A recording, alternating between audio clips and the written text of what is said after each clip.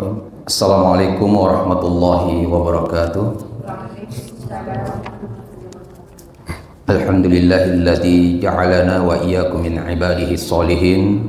Asyhadu an la ilaha illallah wahdahu la syarikalah, al-malikul haqqul mubin, wa asyhadu anna Muhammadan abduhu wa rasuluhu shadiqul wa'dil amin. Allahumma salli wa sallim wa barik ala Muhammadin wa ala alihi wa sahbihi ajma'in, amma ba'du. Bapak Ibu yang berbahagia, insyaallah malam ini kita melanjutkan hadis arba'in dan kita sudah sampai hadis yang ke-38.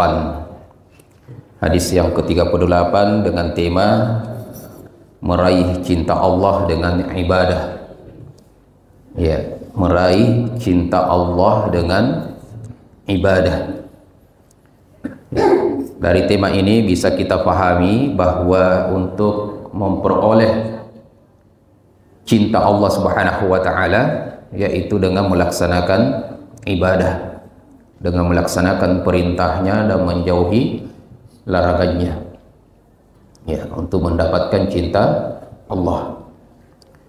Kita sebutkan hadis Nabi sallallahu alaihi wasallam dari Abu Hurairah, an Abi Hurairah radhiyallahu anhu qala Rasulullah sallallahu alaihi wasallam, innallaha ta'ala qala, Allah Subhanahu wa taala berfirman,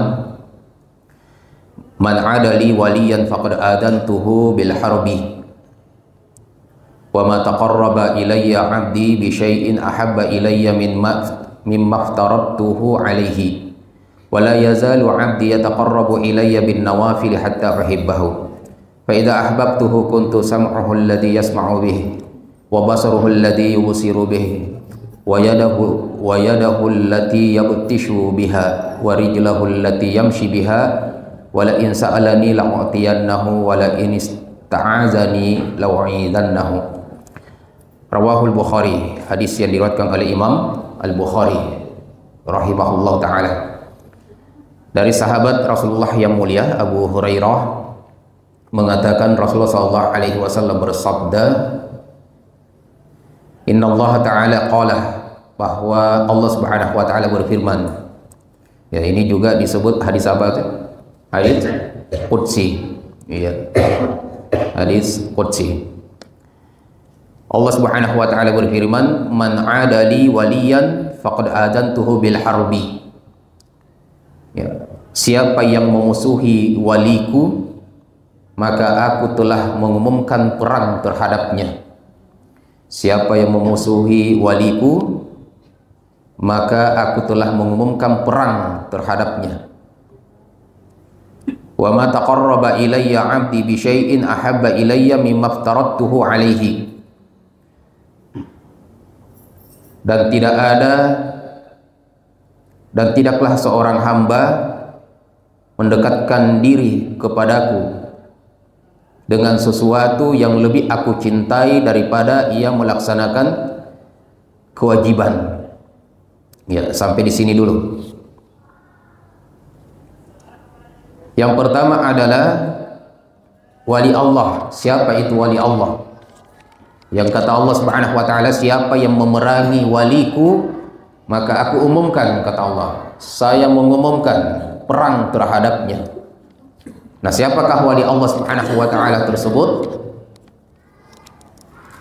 Allah Subhanahu wa taala berfirman di dalam surat Yunus, a'udzubillahi minasyaitonirrajim, ala inna awliya Allahi la khaufun 'alaihim wa la hum yahzanun alladzina amanu wa kanu yattaqun.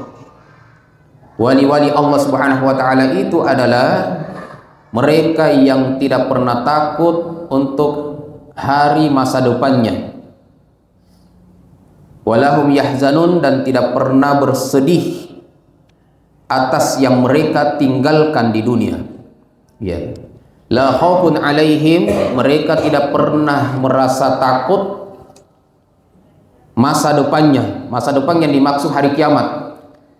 Jadi wali Allah itu adalah orang yang tidak perlu takut akan hari kiamatnya dan tidak perlu khawatir atas dunia yang dia tinggalkan.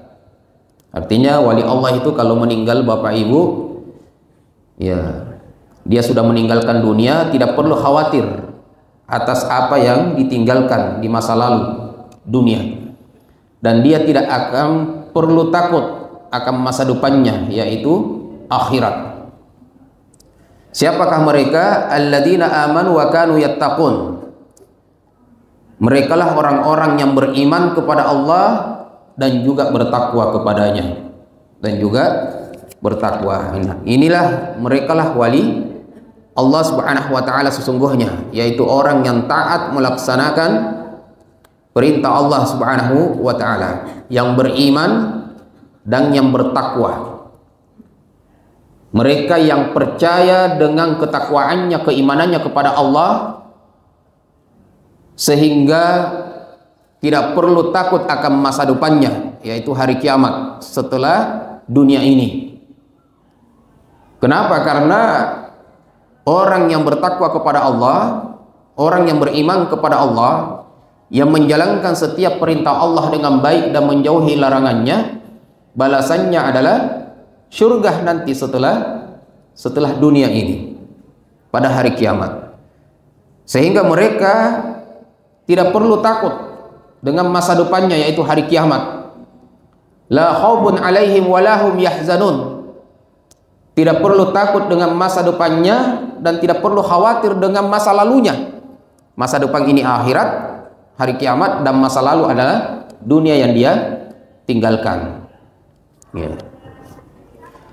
Maka kata Allah, siapa yang memerangi atau siapa yang memusuhi waliku, kita sudah sebutkan tadi siapa wali itu, yaitu orang yang bertakwa kepada Allah, orang yang beriman. Siapa yang memusuhi orang yang beriman, yang bertakwa kepada Allah, maka kata Allah, saya mengumumkan perang terhadapnya. Artinya saya lawannya. Kalau ada yang memusuhi orang yang beriman, maka Allah lawannya. Orang itu telah mengajak berperang kepada Allah. Ya. Wa ma taqarraba ilayya 'abdi bi syai'in ahabba ilayya mimma aftaradtuhu 'alaihi. Ini yang kedua. Dan tidaklah hambaku mendekatkan diri kepadaku yang lebih aku cintai melebihi daripada ia melaksanakan kewajibannya kepadaku. Ya. Saya ulangi Bapak Ibu sekalian, tidaklah seorang hamba mendekatkan diri kepada Allah. Cara mendekatkan diri kepada Allah itu dengan melaksanakan perintahnya. Dan perintah Allah itu ada dua macam. Ada yang fardu dan ada yang nafilah. Ada yang fardu, ada yang nafilah. Ada yang wajib, ada yang sunnah.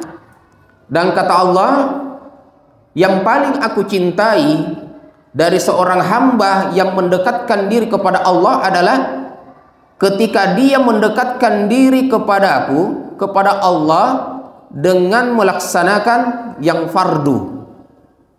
Dengan melaksanakan yang fardu, ya, yang wajib, salat, puasa, zakat, haji. Kata ulama kita, yang fardu maksudnya di sini ada dua, yaitu rukun iman dan rukun Islam. Ya, rukun iman dan rukun Islam itu yang fardu. Jadi orang yang mendekatkan diri kepada Allah Subhanahu wa taala, yang paling Allah cintai itu adalah yang menjalankan rukun iman dan menjalankan rukun Islam, beriman kepada Allah dan seterusnya, dan juga bersyahadat, salat dan seterusnya. Dia jalankan rukun iman dan juga rukun Islam. Ya. Tidak ada yang lebih Allah cintai melebihi daripada kecintaan Allah terhadap seorang hamba yang mendahului melaksanakan kewajiban-kewajibannya. Caranya mendekatkan diri kepada Allah dengan melaksanakan yang fardu tadi sebelum melaksanakan yang sunnah. Sebelum yang melaksanakan yang sunnah, ya. Dikatakan fardu dan sunnah adalah bentuk taqarrub kepada Allah Subhanahu wa taala. Yang fardu satu rakaat itu lebih baik daripada menjalankan 70 sunnah. Menjalankan satu rakaat wajib itu masih lebih baik daripada banyak melaksanakan sampai 70 nafilah, hal-hal yang sunnah. Sehingga kalau ada orang yang gemar melakukan yang sunnah tetapi meninggalkan yang wajib, maka ada ulama yang mengatakan ibadahnya tidak diterima sampai dia menjalankan yang wajib, sampai ia menjalankan yang fardu. Karena yang Allah perintahkan yang fardu, yang apabila dilaksanakan mendapatkan pahala dan apabila ditinggalkan berdosa. Sedangkan sunnah ditinggalkan tidak berdosa. Sehingga kalau ada orang yang gemar melakukan yang sunnah dan meninggalkan yang wajib, ya, itu tidak diterima nafilahnya sampai dia menjalankan yang wajib.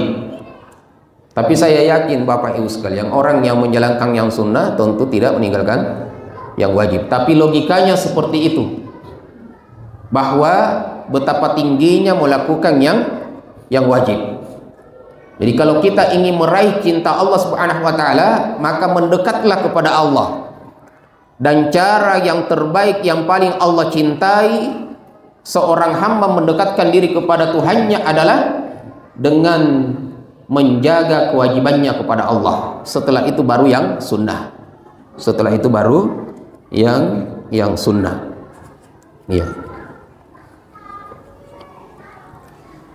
Kemudian sebagian ulama mengatakan nafilah sebenarnya hanya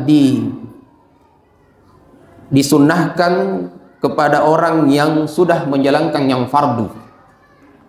Jadi nafilah ini disunnahkan kepada mereka yang sudah menjalankan yang fardu. Jadi anggaplah misalnya ada orang yang sudah melaksanakan sholat isya, maka silahkan dia sholat tahajud sebentar malam. Tapi tidak dibenarkan baginya untuk sholat tahajud sedangkan dia belum sholat isya. Iya. Yang disunnahkan baginya untuk sholat duha adalah mereka yang sudah sholat subuh.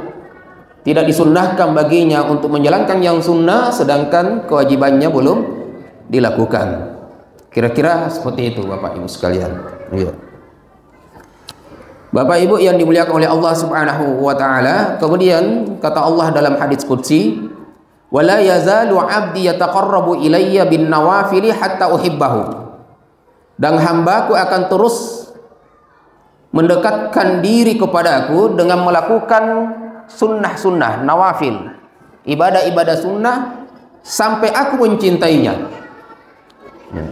Jadi seorang hamba yang baik itu dia akan terus mendekatkan diri kepada Allah Subhanahu wa taala setelah melakukan kewajibannya dengan melakukan yang sunnah sampai betul-betul dia yakin bahwa Allah sudah mencintainya. Sampai betul-betul ia yakin bahwa Allah sudah jatuh cinta kepadanya. Ya. Ini sifatnya orang yang bertakwa, wali Allah tadi. Setelah Allah menyebutkan di awal tentang waliullah, wali Allah Subhanahu wa taala, Allah Subhanahu wa taala menyebutkan sifat-sifatnya, bahwa sifatnya wali Allah itu adalah orang-orang yang menjalankan kewajiban Allah Subhanahu wa taala dari yang fardu kemudian yang sunnahnya. Itu wali Allah. Jadi wali Allah Bapak Ibu sekalian bukan mereka yang bisa terbang kemudian bisa melamar, meramal, bukan.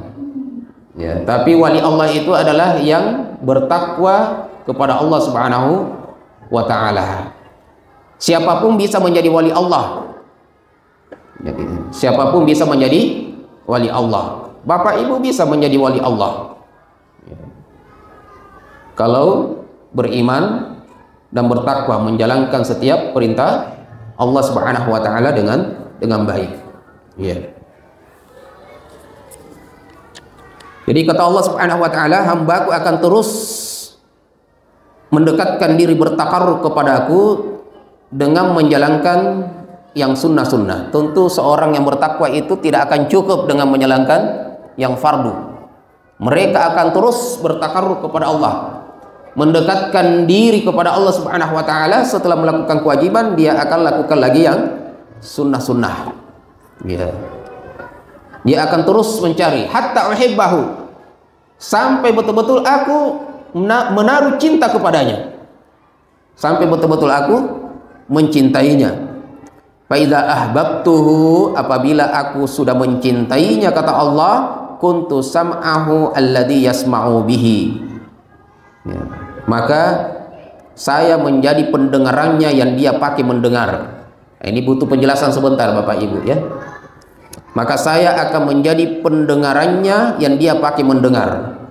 Wa basarahu alladhi yubsiru bihi, dan aku menjadi penglihatannya yang dipakai melihat. Itu kalau Allah sudah mencintai orang itu.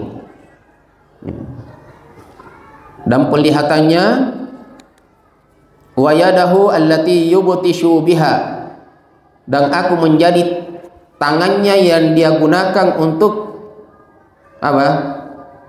Memukul, mengambil, memegang. Wa rijlahu allati yamshi biha, dan aku menjadi kakinya yang dia pakai berjalan.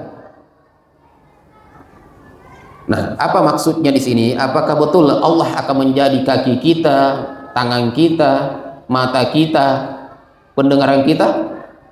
Tidak. Maknanya tidak seperti itu. Ya. Maknanya tidak seperti itu. Maksudnya adalah karena pendengaran itu sifat. Pendengaran itu adalah sifat, mendengar, melihat, dan seterusnya. Maka kata ulama, Syekh Muhammad bin Shalih Al-Utsaimin rahimahullah ta'ala mengatakan, ya, ay saddatuhu fi kulli ma yasma'u fala yasma' illa ma fihi al-khair, ma fihi al-khair. Jadi kata Syekh Muhammad bin Shalih Al-Utsaimin rahimahullah ta'ala terkait dengan hadis Nabi SAW, maksudnya adalah bahwa saya menjaganya, mengarahkan pendengarannya sehingga tidak ada yang didengar kecuali yang baik. Jadi maksudnya saya menjadi pendengarannya yang dia pakai mendengar, artinya adalah saya mengarahkan pendengarannya kepada yang baik. Saya mengarahkan penglihatannya kepada yang baik. Saya mengarahkan tangannya kepada yang baik. Saya mengarahkan kakinya untuk berjalan kepada yang baik, sehingga tidak ada yang didengar kecuali yang baik, tidak ada yang dia lihat kecuali yang baik, tidak ada yang dia pegang kecuali yang baik, tidak ada yang dikerjakan kecuali yang baik, tidak berjalan kepada suatu tempat kecuali kepada tempat yang baik. Itu makna daripada Allah Subhanahu wa ta'ala menjadi pendengaran, menjadi tangan, menjadi kaki, dan menjadi penglihatan seorang yang Allah cintai, seorang hamba yang Allah cintai. Jadi Allah Subhanahu wa ta'ala memberikan petunjuk Bapak Ibu sekalian. Kalau Allah sudah mencintai orang itu, maka Allah akan memberikan kepadanya petunjuk sehingga dia tidak mau melihat kecuali yang baik. Dia tidak mau mendengar kecuali yang baik. Yang dia dengarkan semuanya hal-hal yang baik. Ya. Yang dia mau lihat hanya yang baik saja. Tidak mau melihat yang tidak baik, yang kotor, yang jelek, yang merusak pikirannya, yang merusak hatinya, yang merusak pahalanya, yang memperbanyak dosanya, yang menggugurkan pahalanya. Ini diarahkan oleh Allah Subhanahu wa ta'ala, diberikan petunjuk kepadanya, petunjuk pada penglihatannya, petunjuk kepada pendengarannya, petunjuk kepada tangannya dan kakinya. Yeah. Maka itu yang dicari Bapak Ibu sekalian, yaitu mendatangkan cinta Allah Subhanahu wa ta'ala kepada kita. Kemudian kita lanjutkan hadisnya. Wala in sa'alani la'u'tiyannahu, dan apabila dia bertanya kepadaku, berdoa maksudnya apabila dia berdoa kepadaku maka aku memberikannya. Wala in ista'azani, kalau dia meminta pertolongan, perlindungan, maka saya pun memberikan perlindungan, pertolongan. Ya. Ini kapan? Kalau Allah sudah mencintai orang tersebut. Ya. Caranya bagaimana, Bapak Ibu? Dengan mendekatkan diri kepada Allah melalui melaksanakan kewajiban-kewajiban kita, kemudian dilanjutkan dengan yang sunnah. Jadi jangan mencukupkan yang wajib saja, tapi menjadilah hamba yang gemar melakukan yang sunnah semampunya. Karena yang sunnah tetap sunnah, tidak wajib, tetapi berusaha sesuai kemampuan. Ya, terkadang kemampuan Bapak Ibu sekalian itu bertingkat. Hari ini kita mampu sedikit, besok naik langkah kedua. Kalau tangga itu biasanya kalau awal-awal kita masih di tangga 1, tapi besok bisa kita ke tangga 2, walaupun terkadang turun lagi ke tangga 1. Nah, lusa bisa loncat ke tangga 3 dan seterusnya. Karena keimanan itu memang yazidu wa yanqus. Iman manusia itu memang tidak selamanya naik, kecuali Nabi. Kalau kita Bapak Ibu sekalian yazidu wa yanqus, ya, bertambah dan berkurang. Bertambah dengan meningkatnya ketaatan dan berkurang dengan apa? Berkurang dengan meninggalkan ketaatan dan melakukan maksiat. Ya, jadi ketaatan itu, ibadah itu bukan hanya melakukan perintah tetapi juga meninggalkan larangan. Ya, itu hadis yang ke-38. Nah, kita lanjutkan kepada hadis yang ke-39. Insya Allah setelah malam ini kira-kira 1 kali lagi kita datangi hadis arba'in, kemudian selesai. Lalu kita masuk lagi ke dalam kitab At-Targhib wa Tarhib kalau tidak salah. Baik, hadis yang ke-39 temanya adalah Allah memaafkan ketidaksengajaan, lupa dan keterpaksaan. Jadi ada 3. Allah memaafkan ketidaksengajaan, lupa dan keterpaksaan. Ya. Jadi kalau tidak disengaja Allah maafkan, atau kita lupa maka Allah maafkan, atau kita dalam keadaan terpaksa juga Allah maafkan. An Ibni Abbas radhiyallahu anhuma anna Rasulullah sallallahu alaihi wasallam qala innallaha tajawaza li an ummati al-khata'ah wan nisyana wa mastukrihu alaihi. Hadis hasan rawahu Ibnu Majah wal Baihaqi wa ghairuhuma. Dari Abdullah Ibnu Abbas, semoga Allah meridhai keduanya, bahwa Rasulullah sallallahu alaihi wasallam bersabda, sesungguhnya Allah Subhanahu wa taala memaafkan bagi umatku kesalahan yang tidak disengaja, karena lupa dan karena keterpaksaan melakukannya, sesuatu yang terpaksa melakukannya. Ya. Ini uzur yang disebut dengan uzur syar'i. Ya, uzur syar'i. Kalau lupa kapan dia lakukan? Ketika dia ingat.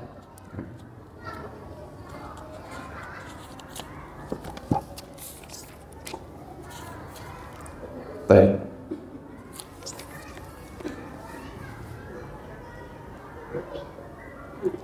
Keterpaksaan itu baik perkataan maupun perbuatan. Ada orang mungkin dipaksa melakukan berkata yang dilarang atau melakukan yang dilarang, tetapi hatinya tetap beriman kepada Allah Subhanahu wa taala dan meyakini apa yang dia ucapkan dan yang dilakukan itu sesuatu yang salah. Ya, sesuatu yang salah. Maka ini yang disebut dengan terpaksa. Ya. Jadi 3 hal yang disebutkan dalam hadis tersebut. Nah, sebagaimana juga sering kita berdoa di dalam Al-Quran di surah Al-Baqarah, doa yang sering kita baca, Rabbana la tu'akhidna in nasina aw akhtana. Ya Tuhan kami, janganlah Engkau menghukum kami apabila kami lupa atau tidak sengaja. Akhtana di situ artinya melakukan kesalahan yang tidak disengaja. Ya Allah, jangan Engkau menghukum kami apabila kami lupa dan melakukan kesalahan karena tidak sengaja. Ya. Allah Subhanahu wa taala berfirman dalam surat Al-Ahzab, "Walaysa 'alaikum junahun fima akhta'tum bihi, walakin ma ta'ammadat qulubukum." Jadi kata Allah Subhanahu wa taala, tidak ada dosa bagi kalian fima akhta'tum bihi, jika kalian khilaf melakukannya. Artinya tidak sengaja melakukannya. Walakin ma ta'ammadat qulubukum, akan tetapi yang berdosa itu apabila disengaja melakukannya. Allah Subhanahu wa taala juga berfirman, "Wa man kafara billahi min ba'di imanihi illa man ukriha wa qalbuhu mutmainnun bil iman." Kata Allah, barang siapa yang kufur setelah dia beriman kepada Allah Subhanahu wa taala, maka mendapatkan kemurkaan Allah Subhanahu wa taala kecuali yang dipaksa, kecuali yang terpaksa. Jadi sampai orang yang dipaksa mengatakan kata-kata kufur atau tindakan kufur, kalau dia terpaksa juga dimaafkan oleh Allah Subhanahu wa taala. Itu pernah terjadi. Seorang teman waktu saya masih kuliah dulu di Ma'had Al-Bir di tahun 2005 sampai 2007. Waktu itu saya masih mahasiswa. Ada teman dari Palu. Di tahun 2000 itu pernah ada perang, ya. Perang antara Nasrani dengan Muslim. Kalau nggak salah tahun 99 atau tahun 2000. Pernah juga di Poso dan Papua kalau tidak salah itu. Iya. Itu pernah itu di kejadian di Poso tuh, saudara kita yang teman yang mengatakan itu ada perbatasan, kalau kita menyeberang itu ditanya, kalau kita Muslim itu langsung dibunuh. Ya, maka ada orang yang dipaksa untuk masuk Kristen di perbatasan itu. Maka mereka, orang yang dipaksa di sini karena tidak mau meninggal juga, maka diikuti apa maunya Nasrani tersebut. Nah, ini ditanyakan kepada ustadz kami waktu itu, dan jawabannya mengatakan kalau dia dalam keadaan terpaksa namun hatinya tetap beriman kepada Allah Subhanahu wa taala, dan setelah mendapatkan keamanan kembali bertobat kepada Allah, maka diampuni oleh Allah Subhanahu wa taala. Maka kira-kira seperti itu bentuknya orang yang terpaksa. Kalau lupa dengan kesalahan, dengan tidak disengaja, saya kira Bapak Ibu sudah tahu. Misalnya kita lupa sholat maghrib, ya, sudah lewat waktu maghrib baru kita ingat, maka Allah memaafkan kelalaian tersebut. Berbeda dengan ada orang yang sengaja tidak sholat maghrib, tiba-tiba jam 9 baru mau sholat maghrib. Ya, ini kalau dia dengan sengaja maka dia berdosa. Tapi kalau orang tadi betul-betul lupa, ya, karena manusia tempatnya salah dan lupa, betul-betul lupa, maka dimaafkan oleh Allah Subhanahu wa taala. Atau melakukan kesalahan tanpa sengaja, ya. Contoh misalnya melempar, ada orang yang melempar batu, tiba-tiba dia melempar batu itu kepada sesuatu yang tidak akan membunuh orang, tapi batu itu tiba-tiba terlempar lagi, terpantul kepada orang dan meninggal orang yang terkena batu tersebut. Ya, maka ini diampuni karena ketidaksengajaannya, tidak termasuk pembunuh, tidak termasuk pembunuh. Tetapi hukum tetap berjalan kalau diadili, hukum dunia. Ya, jadi ada perbedaan antara hukum dunia dengan hukum akhirat. Ya, anggaplah misalnya ada orang yang mencuri, hukum syariat tetap jalan, dipotong tangannya kalau sesuai dengan takaran yang berlaku, dipotong tangannya. Tapi kalau dia sudah bertobat, maka tetap diterima tobatnya oleh Allah Subhanahu wa taala. Itu hukum akhiratnya, hukum akhiratnya. Maka dengan mencurinya tadi yang dia sudah bertobat, ya tetap diampuni oleh Allah Subhanahu wa taala. Baik, itu hadis yang ke-39. Ada pertanyaan dua hadis ini Bapak Ibu sebelum saya masuk ke hadis 40, atau saya lanjutkan hadis ke-40? Lanjut nih? Iya, lanjut nih. Kalau bisa selesai kami. Jangan nih. Iya.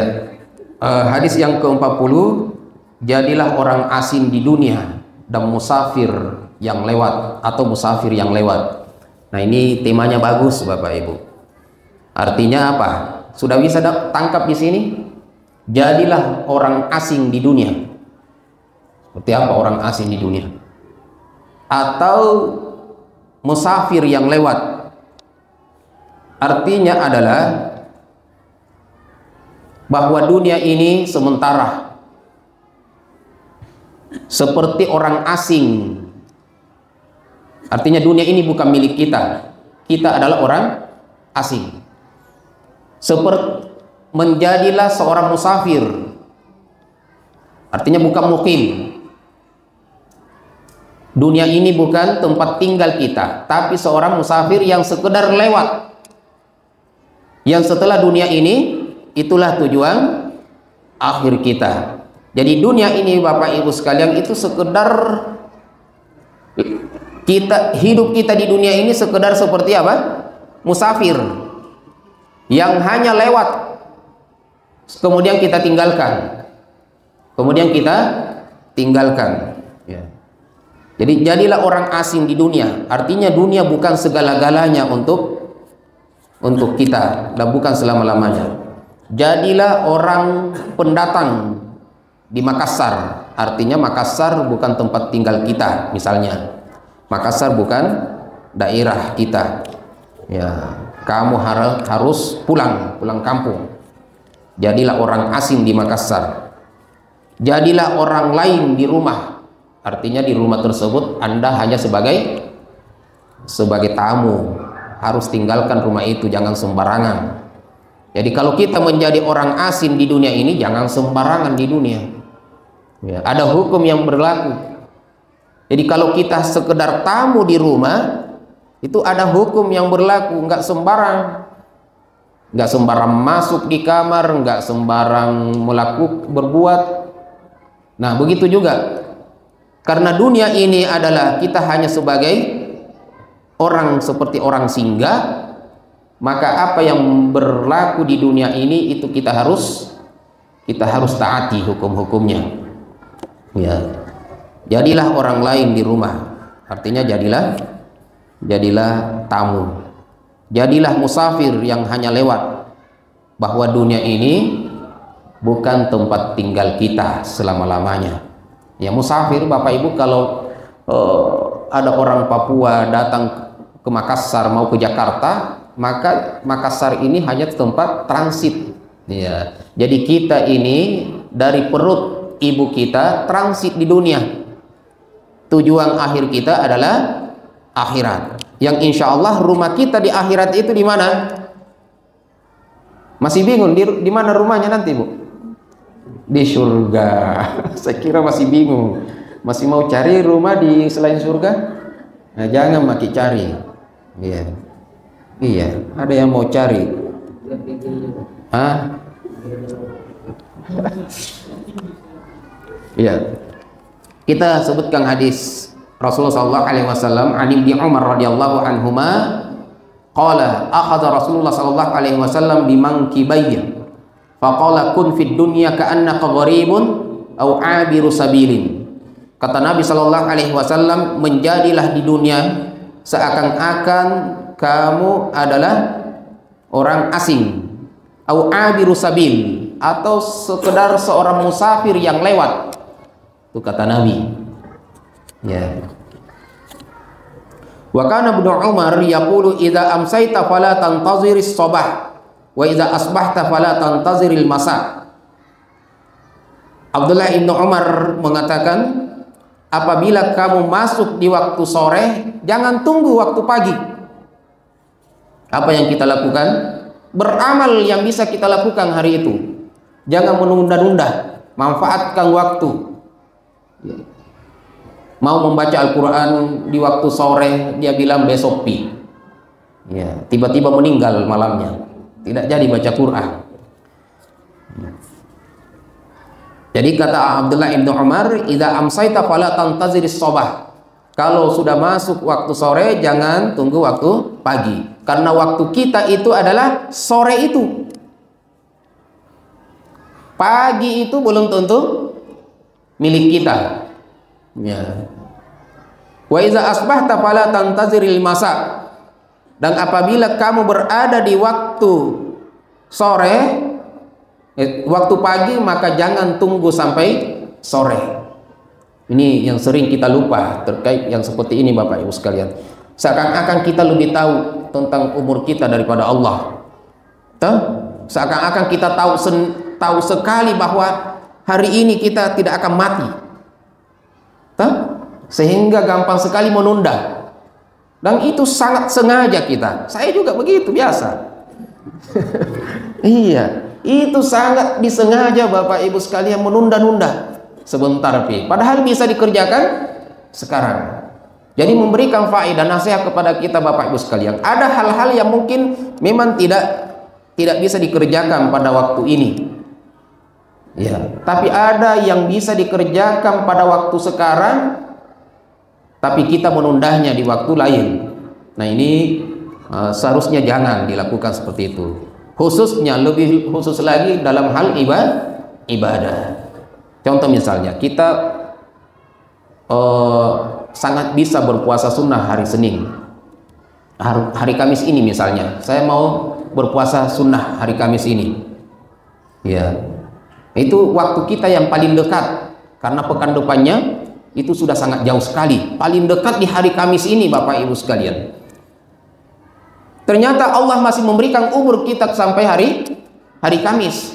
Sampai hari Kamis juga kita masih mengatakan Senin depan pi kayaknya. Terlalu banyak menunda daripada melakukan. Ya. Banyak di niatnya, setiap hari berniat, baik terus niatnya setiap hari, tapi tidak ada yang direalisasikan. Ya. Sebelum tidur berniat, Masya Allah, bagusnya niatnya, mau sholat tahajud. Jadi terbangun tengah malam hanya ke WC, pulang-pulang tidak jadi sholat tahajud. Berjanji, insya Allah besok pi lagi. Ya. Tapi bagaimanapun Bapak Ibu sekalian, ini baiknya tidak banyak berjanji tapi melakukan. Tapi ini masih lebih baik daripada orang yang tidak pernah berjanji. Nah, begitu Bapak Ibu sekalian. Karena Bapak Ibu sekalian sudah pernah kita jelaskan masalah niat dan punya azam, tetapi tidak dilakukan. Kita sudah rinci itu dengan baik Bapak Ibu sekalian. Kita sudah punya tekad untuk melakukannya. Ya. Kemudian kita tidak sampai melakukannya, misalnya tidak ada karena ada yang menghalangi, misalnya bukan karena malas atau sengaja. Contoh misalnya kita berniat untuk sholat tahajud malam ini, dan memang bukan sekedar mau, bukan sekedar ucapan, tetapi memang mau. Nah ini yang saya maksud, tekad. Memang mau melakukannya, tapi kita ternyata tidak terbangun sampai azan subuh. Maka itu insya Allah kita sudah diberikan satu kebaikan oleh Allah Subhanahu Wa Taala. Jadi bukan sekedar ucapan saja Bapak Ibu sekalian, tapi tanamkan tekad, kemauan keras ingin melakukannya. Bapak Ibu yang dimuliakan oleh Allah Subhanahu Wa Taala, ya.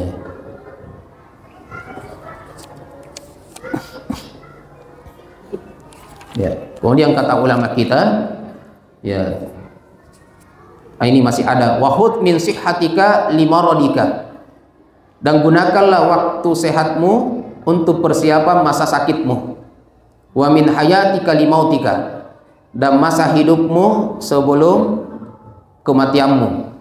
Ya, gunakan waktu sehat sebelum sakit, untuk masa sakit. Gunakan waktu hidupmu untuk persiapan kematian. Jadi kehidupan kita di dunia ini adalah untuk mempersiapkan bekal kematian. Kata Allah di dalam surat Al-Baqarah, "Wa tazawwadu," dan berbekallah kalian. Fa inna khairaz zadi at-taqwa. Berbekallah kalian, dan sesungguhnya bekal yang paling baik itu adalah takwa, ketakwaan. Apalagi ketakwaan tadi? Fi'lu ma amarallahu wajtinabu ma nahallahu anhu. Melaksanakan perintah-perintah Allah dan menjauhi larangan-larangan Allah Subhanahu wa taala. Itu ketakwaan. Bekal yang terbaik adalah takwa. Maka kata ulama kita, gunakan waktu hidupmu. Ini kata Ibnu Umar, gunakan waktu hidupmu untuk persiapan kematian. Jadi kehidupan kita ini adalah untuk persiapan kematian.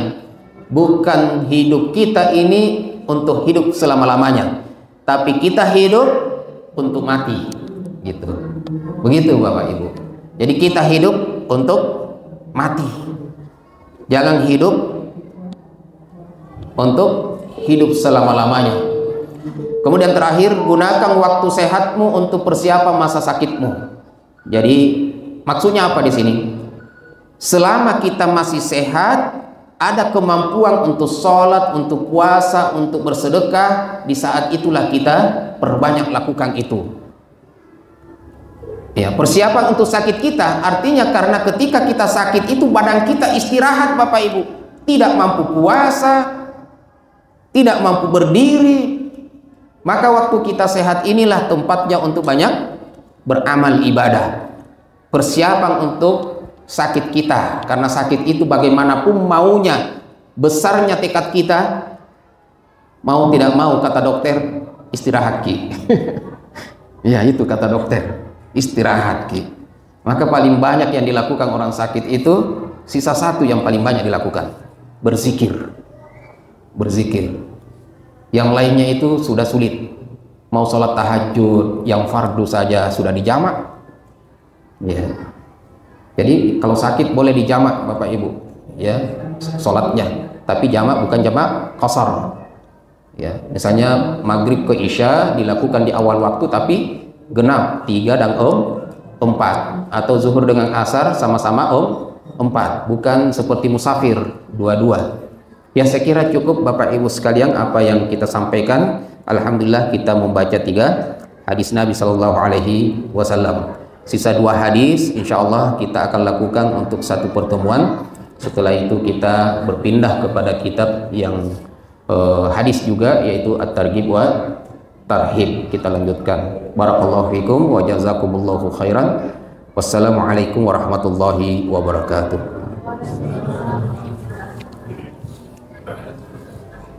Alhamdulillah, Bapak Ibu jamaah, kita diberkati insyaallah dirahmati oleh Allah Subhanahu wa taala. Jadi kita pada malam hari ini sudah selesai, insyaallah akan dilanjutkan pada pekan berikutnya. Mungkin sudah memasuki sholat isya berjamaah, saya berikan kesempatan kepada Bapak Ibu jamaah untuk jika ada yang ingin ditanyakan kepada Ustaz, saya berikan kesempatan.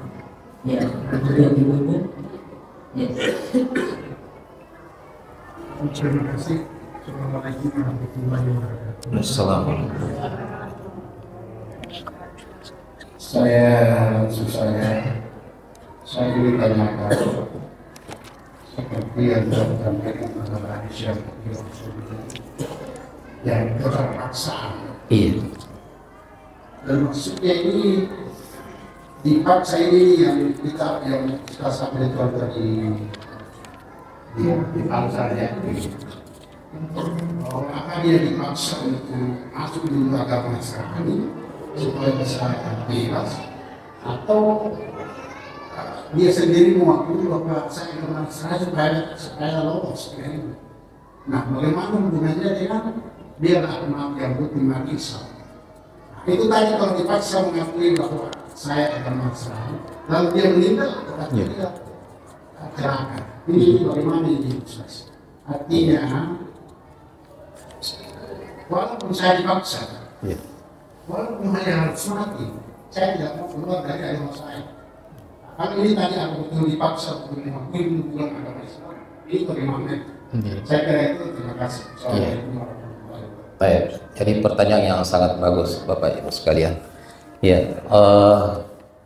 ada namanya dalam maqasidus syariah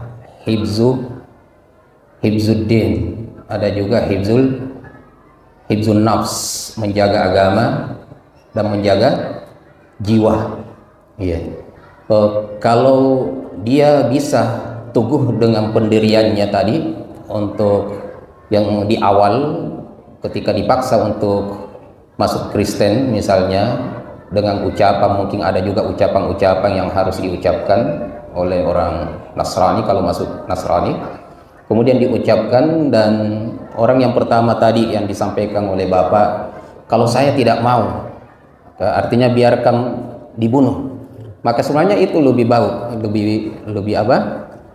bagus dengan keteguhannya, ya.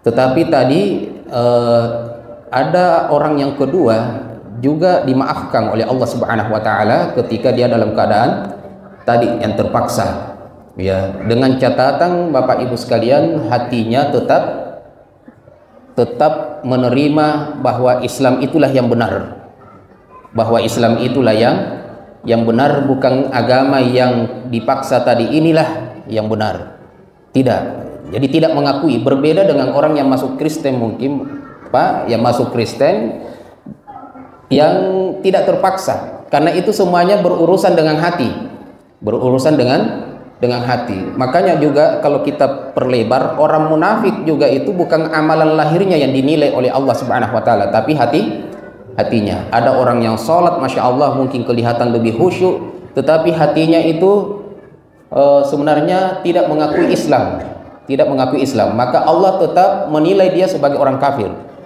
Ya, jadi sama kasusnya seperti tadi Bapak Ibu sekalian, ya. Jadi keterpaksaan tadi tetap diampuni oleh Allah Subhanahu wa taala, ya. Dengan tadi tanda kutip hatinya itu tetap pada Islam. Hatinya tetap pada Islam. Kalau dia dipaksa masuk Kristen dan hatinya betul dia menerima Kristen itu, ya udah saya pindah saja.